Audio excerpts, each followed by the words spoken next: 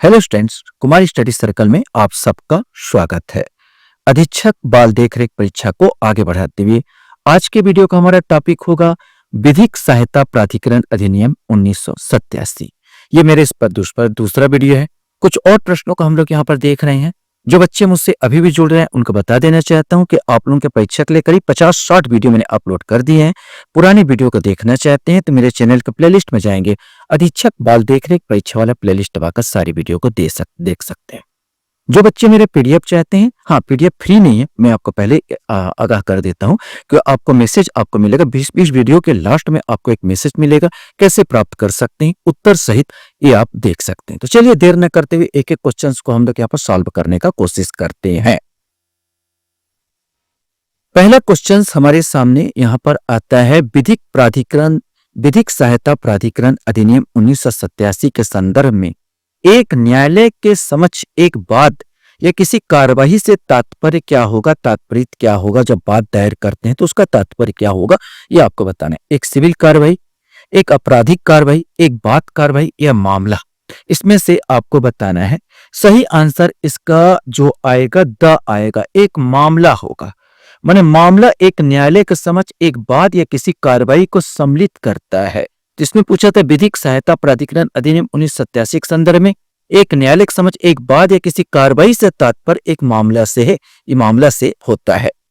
विधिक सहायता प्राधिकरण अधिनियम 1987 के संदर्भ में केंद्रीय प्राधिकरण का अर्थ क्या है ये आपको बताना है।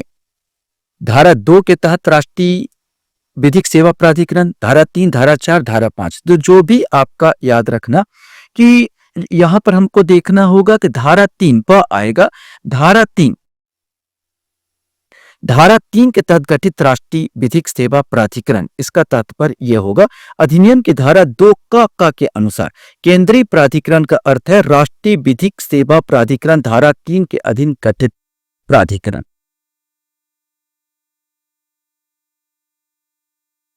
क्वेश्चन है विधिक सहायता प्राधिकरण अधिनियम 1987 के संदर्भ में जिला प्राधिकरण का अर्थ क्या होगा, इसमें से आपको बताना है। ये ऑप्शन दिए हैं, इसमें से आपको छांटना है कि कौन सा सही आएगा। सही आंसर इसमें द आएगा, धारा 9 के अधीन गठित जिला सेवा प्राधिकरण। इसका तात्पर्य होता है विधिक सहायता प्राधिकरण अधिनियम 1987 के संदर्भ में जिला प्राधिकरण का अर्थ है धारा 9 के अधीन गठित एक जिला विधिक सेवा प्राधिकरण। विधिक सहायता प्राधिकरण अधिनियम 1987 के संदर्भ में लोक अदालत का अर्थ क्या होगा ये आपको बताना है। सही आंसर यहां पर आ जाएगा। धारा 6 यहां पर थोड़ा सुधार कर लेंगे। यहां पर जो धारा 6 ना है का अध्याय 6 है, ये धारा नहीं है, यहां पर अध्याय होना था। अध्याय 6 के अंतर्गत व्यवस्थित एक लोक न्यायालय से संदर्भ होता है लोक अदालत। इसमें अध्याय 6 में धारा 19 में लोक अदालत का वर्णन किया गया है। क्वेश्चन है विधिक सहायता प्राधिकरण अधिनियम 1987 के संदर्भ में उच्च न्यायालय विधि सेवा कमेटी का अर्थ है। ये ऑप्शन आपके पास दिया है, इस ऑप्शन के आधार पर आपको सोचना है और बताना है इसका अर्थ क्या होगा। सही आंसर इसका ब आएगा, धारा 8 क के अधीन गठित उच्च न्यायालय के विधिक सेवा कमेटी से इसका तात्पर्य है। विधिक सहायता प्राधिकरण अधिनियम 1987 के संदर्भ में विधि सेवा में सम्मिलित है। ध्यान रखेंगे विधि सेवा में सम्मिलित है, यह आपको बताना है इसके अंतर्गत क्या आएगा। यह ऑप्शन आपके पास दिया है कि कौन सा इसमें आएगा। तो किसी मामले में विधिक कार्रवाई की किसी न्यायालय के समक्ष संपादन में सेवा किया जाना या विधिक मामले का परामर्श देना, उपरोक्त में से कोई नहीं। कॉमन क्वेश्चन था इसमें जो विधिक सेवा मतलब उपरोक्त दोनों आ जाएगा। उपरोक्त दोनों अर्थात यह आएगा कि किसी मामले में विधिक कार्रवाई में किसी न्यायालय के समक्ष संपादन सेवा का किया जाना और विधिक मामले का परामर्श देना, ये दोनों ही इसके अंतर्गत आएंगे। विधिक सहायता प्राधिकरण अधिनियम 1987 के तहत राष्ट्रीय विधि सेवा प्राधिकरण का मुख्य संरक्षक होगा। इन ऑप्शन में से आपको बताना है कि कौन सा इसका संरक्षक होगा। सही आंसर आपको चुनना है, तुरंत आपको बताना है। तो सही आंसर यहां पर भारत का मुख्य न्यायाधीश, यहाँ पर दो ऑप्शन, उच्चतम न्यायालय का न्यायमूर्ति, तो बहुत सारे न्यायमूर्ति होते हैं वहां पर। यहाँ पर भारत का मुख्य न्यायाधीश मतलब उच्चतम न्यायालय का मुख्य न्यायाधीश, द वाला ऑप्शन, सातवां का जो आंसर आएगा द आंसर आएगा। क्वेश्चन से विधिक सहायता प्राधिकरण अधिनियम 1987 के तहत राष्ट्रीय विधि सेवा प्राधिकरण का अध्यक्ष किसके द्वारा नियुक्त किया जाता है, ये आपको बताना है। ये ऑप्शन आपके पास दिया है, इसमें आपको खोजना है और बताना है। सही आंसर इसका ब आएगा, राष्ट्रपति द्वारा नियुक्त किया जाता है। विधिक सहायता प्राधिकरण अधिनियम 1987 के तहत राष्ट्रीय विधि सेवा प्राधिकरण के अध्यक्ष की नियुक्ति राष्ट्रपति द्वारा निम्न में से किसके परामर्श से की जाती है? ऑप्शन आपके पास है, आप सोचिए, पढ़िए और बताइए कि किसके द्वारा किया जाएगा, परामर्श से किसके द्वारा किया जाएगा। सही आंसर इसमें आएगा भारत के मुख्य न्यायाधीश के परामर्श से। माने भारत का मुख्य न्यायाधीश माने उच्चतम न्यायालय का मुख्य न्यायाधीश होगा, तो भारत के मुख्य न्यायाधीश के परामर्श से अध्यक्ष की नियुक्ति किया जाएगा। क्वेश्चन है, विधिक सहायता प्राधिकरण अधिनियम 1987 के तहत राष्ट्रीय विधि सेवा प्राधिकरण में सदस्यों की संख्या निम्न से किसके द्वारा निर्धारित की जाती है? यहाँ पर ऑप्शन आपके सामने है, आप देखिए और लगाइए किसके द्वारा यह किया जाएगा। सही आंसर इसका द आएगा, भारत के मुख्य न्यायाधीश के परामर्श से केंद्र सरकार द्वारा। विधिक सहायता प्राधिकरण अधिनियम 1987 के तहत केंद्रीय विधि सेवा प्राधिकरण के सदस्यों एवं सदस्य सचिव के कार्यकाल तथा अन्य निर्बंधन निर्धारित किए जाते हैं, ये आपको बताना है। राष्ट्रीय विधि सेवा प्राधिकरण के अध्यक्ष द्वारा राष्ट्रपति द्वारा, भारत के मुख्य न्यायाधीश के परामर्श से राष्ट्रपति द्वारा, या भारत के मुख्य न्यायाधीश के परामर्श से केंद्र सरकार द्वारा, इसमें से आपको बताना है। सही आंसर इसका द ही आएगा, माने 11 का जो आंसर आपका द आएगा, भारत के मुख्य न्यायाधीश के परामर्श से केंद्र सरकार द्वारा। विधिक सहायता प्राधिकरण अधिनियम 1987 के तहत केंद्रीय विधि सेवा प्राधिकरण में कर्मचारी एवं अधिकारीगण की नियुक्ति कर सकती है राष्ट्रीय विधि सेवा प्राधिकरण, उच्चतम न्यायालय की समिति, राष्ट्रपति या केंद्र सरकार। इसमें से आपको बताना है। सही आंसर ये दायित्व केंद्र सरकार का है।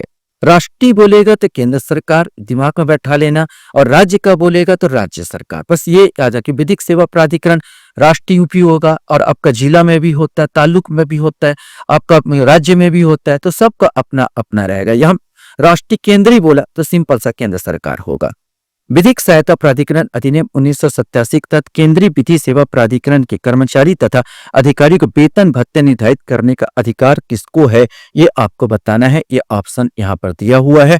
सही आंसर इसमें आपको चुनना है। सही आंसर द आएगा, भारत के मुख्य न्यायमूर्ति के परामर्श से केंद्र सरकार द्वारा किया जाएगा।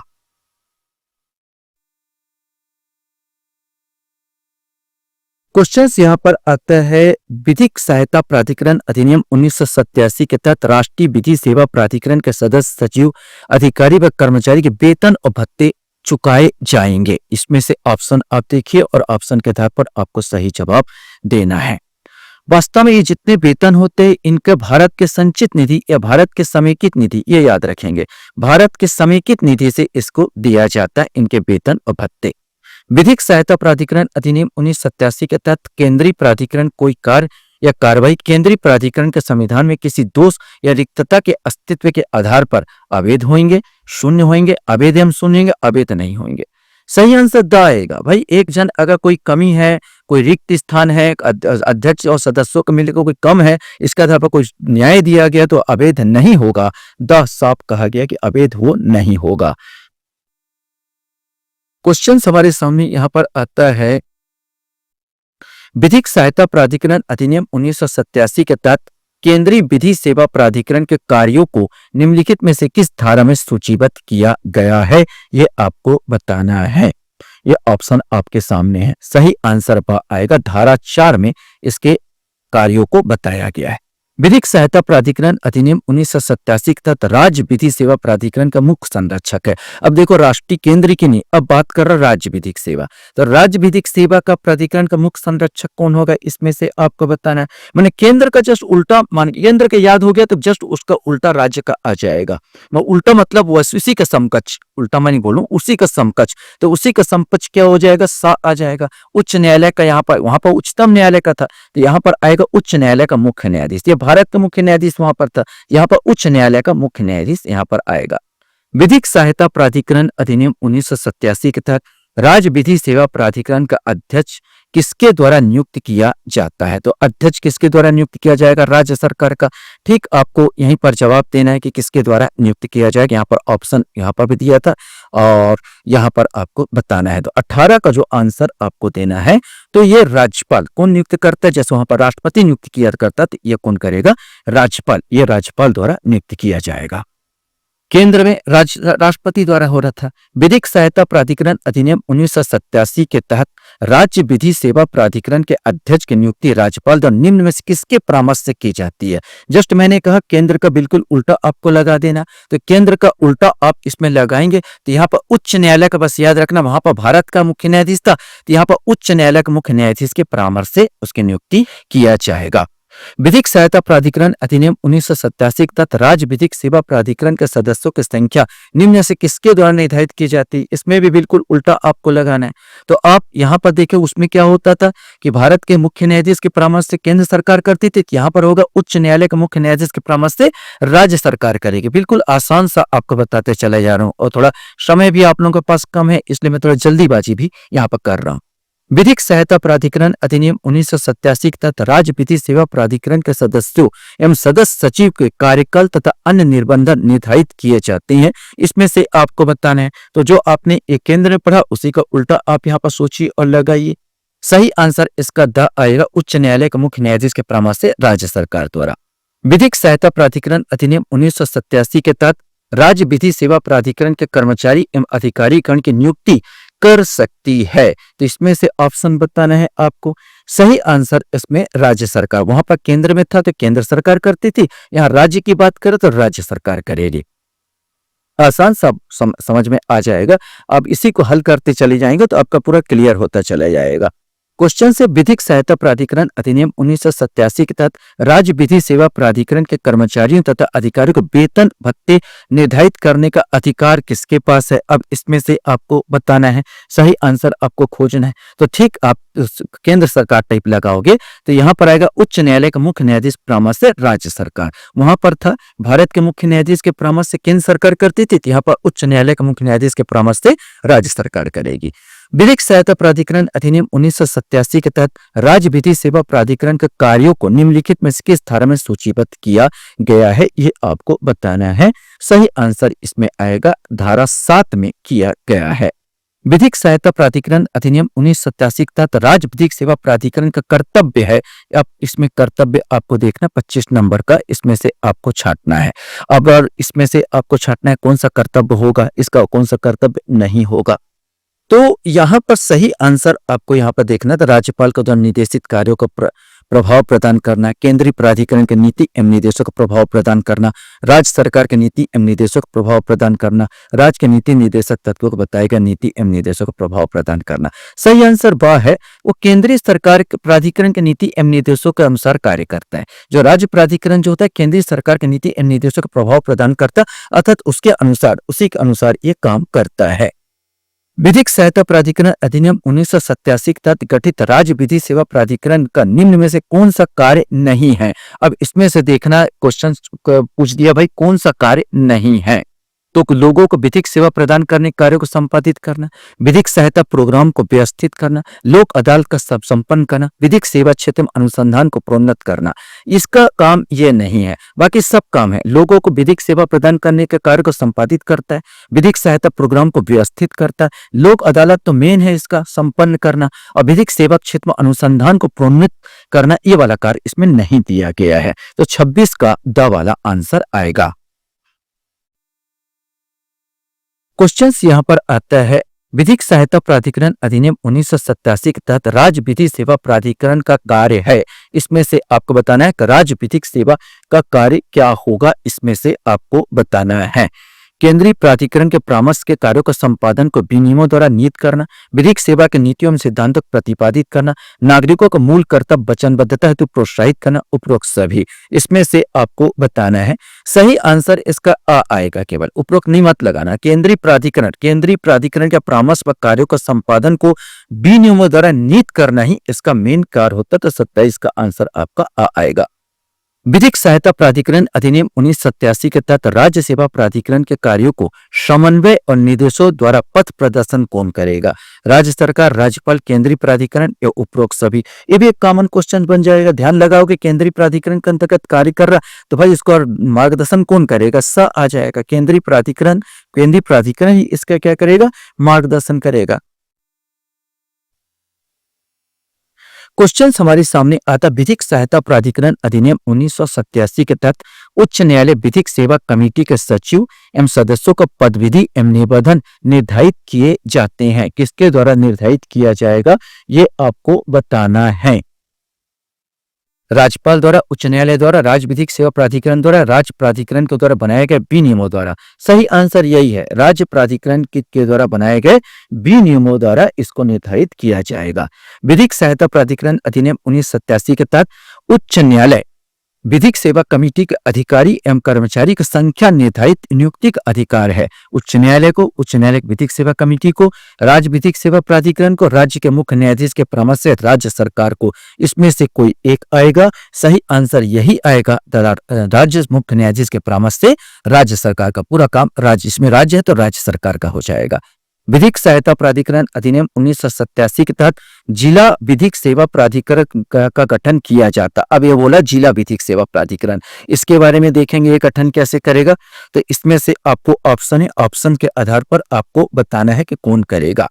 सही आंसर ये भी, जो जिला भी होगा उसको भी राज्य सरकार द्वारा किया जाएगा। विधिक सहायता प्राधिकरण अधिनियम 1987 के तहत जिला विधिक सेवा प्राधिकरण के सदस्य गणों को नामित करने तथा उनकी संख्या निर्धारित करने का अधिकार किसको है, इसमें से आपको बताना है।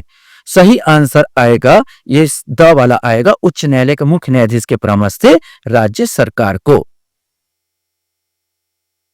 क्वेश्चन हमारे सामने यहाँ पर आता है, विधिक सहायता प्राधिकरण अधिनियम 1987 के तहत जिला विधिक सेवा प्राधिकरण के सचिव के तौर पर किसे नियुक्त किया जा सकता है? इसमें से आपको बताना है। ये 4 ऑप्शन दिए हैं।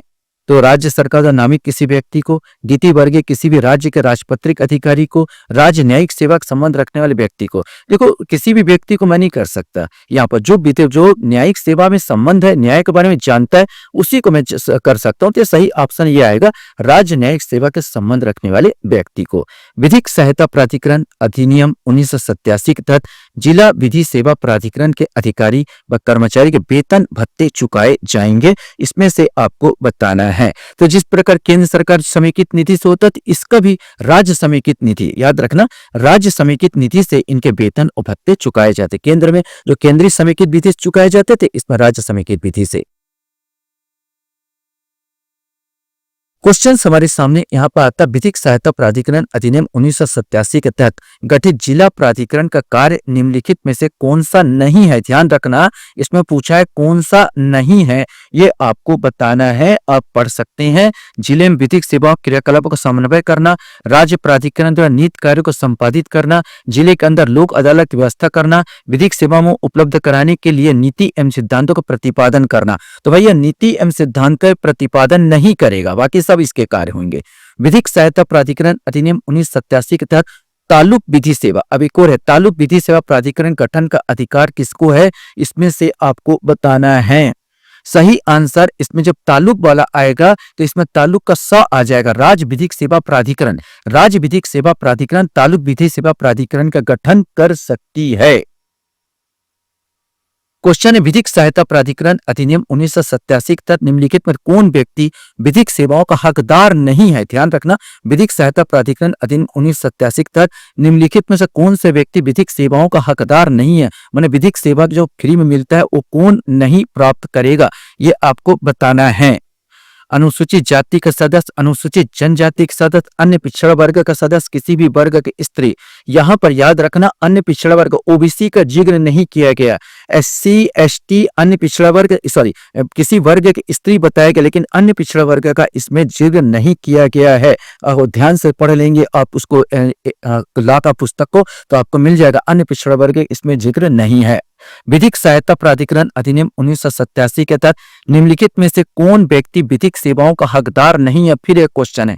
अनुच्छेद 33 में निर्दिष्ट व्यक्ति, असमर्थ व्यक्ति, बाढ़ सूखा भूकंप प्रभावित व्यक्ति, गरीबी रेखा से नीचे रहने वाला व्यक्ति, बड़ा कंफ्यूजन कर देगा यहाँ पर। तो ये आप याद रखेंगे, इसमें जो सही आंसर द आएगा गरीबी रेखा नीचे रहने वाले व्यक्ति, मतलब इसमें सब बोला है। अनुच्छेद 23 के अंतर्गत जो है उसको भी दिया जाएगा, एक स्त्री या बच्चा हो उसको भी दिया जाएगा, असमर्थ व्यक्ति को भी दिया जाएगा, अयोग्य एवं परिस्थितिक वाला भी दिया जाएगा, अनैतिक व्यापार भी दिया जाएगा।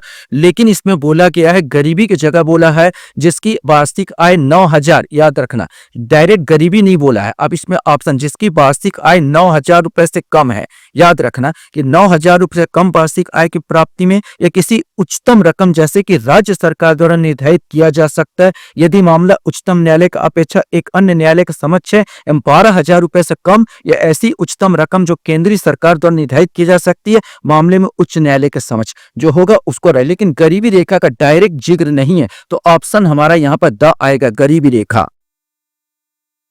क्वेश्चन यहाँ पर आता है विधिक सहायता प्राधिकरण अधिनियम 1987 के तहत किसी व्यक्ति को विधिक सेवाओं को हकदारी योग्य बनाने के लिए आय के संबंध में दिया गया कौन सा दस्तावेज पर्याप्त माना जा सकता है? इसमें से आपको बताना है आय का प्रमाण पत्र, शपथ पत्र, लिखित रजिस्ट्रीकृत कोई दस्तावेज, उपरोक्त सभी। तो इसमें से आपको बताना है, मैं आपको बता दूं सही आंसर ब आएगा, ओनली शपथ पत्र। इसमें साफ लिखा गया है कि एक व्यक्ति द्वारा अपनी आय के संबंध में बनाया गया एक शपथ पत्र इस अधिनियम के अधीन विधिक सेवाओं का हकदारी के योग्य उसको बनाने के लिए पर्याप्त के तौर पर माना जा सकता है, जब तक कि संबंधित अधिकारी को ऐसे शपथ पत्र को अविश्वास करने का कारण नहीं है। तो किताबी दस्तावेज में अपन देखें तो शपथ पत्र बोलता है।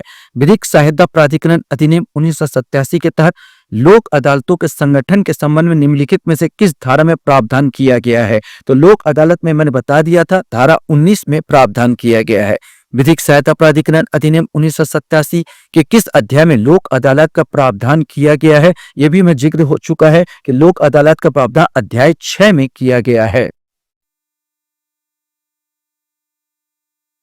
क्वेश्चन यहाँ पर आता विधिक सहायता प्राधिकरण अधिनियम 1987 के तहत लोक अदालत निम्न में से किससे मिलकर बनती है?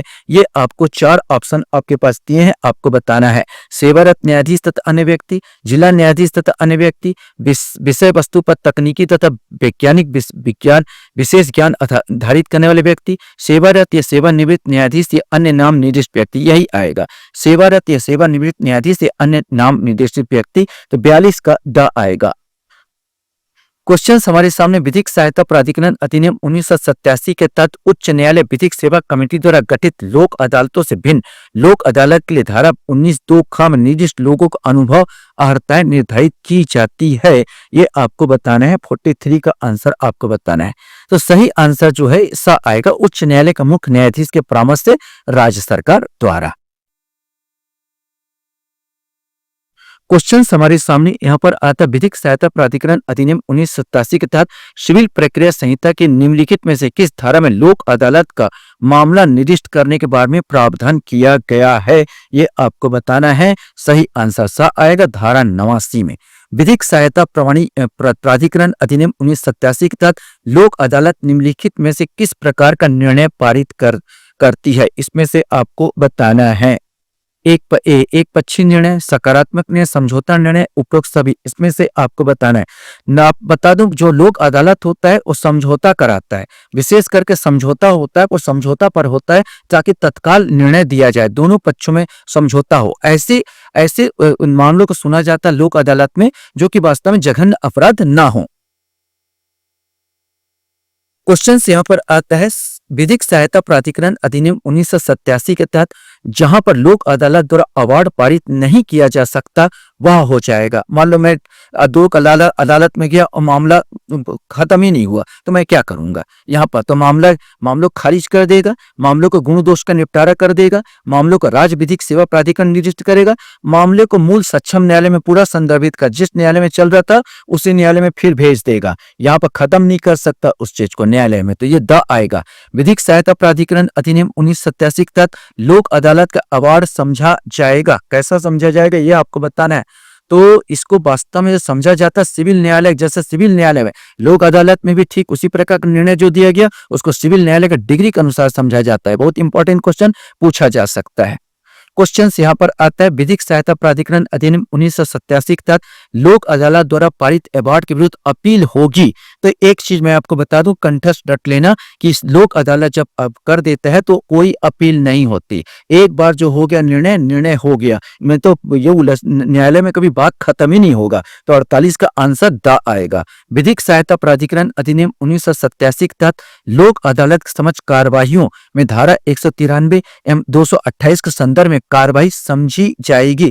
कैसी कार्रवाई समझी जाएगी? तो पूरा का कार्रवाई आपको बता दूं, कोई अर्ध न्यायिक नहीं, पूरा न्यायिक कार्रवाई समझी जाएगी। द वाला आ जाएगा। चलिए लास्ट क्वेश्चन हम लोग यहाँ पर देखते हैं। मानव अधिकार संरक्षण अधिनियम 1993 के तहत राष्ट्रीय मानव अधिकार आयोग की प्रक्रिया को विनियमित करेगा। कौन करेगा? राष्ट्रीय अधिकार, उसमें क्वेश्चन है तो यहाँ पर सही आंसर इसमें ब आएगा। राष्ट्रीय मानव अधिकार आयोग स्वयं इसको करेगा। तो ये आपका पूरा क्वेश्चन था। आशा करता हूं ये वीडियो आपको अच्छा लगा होगा। वीडियो वॉच करने के लिए धन्यवाद। Thank you very much.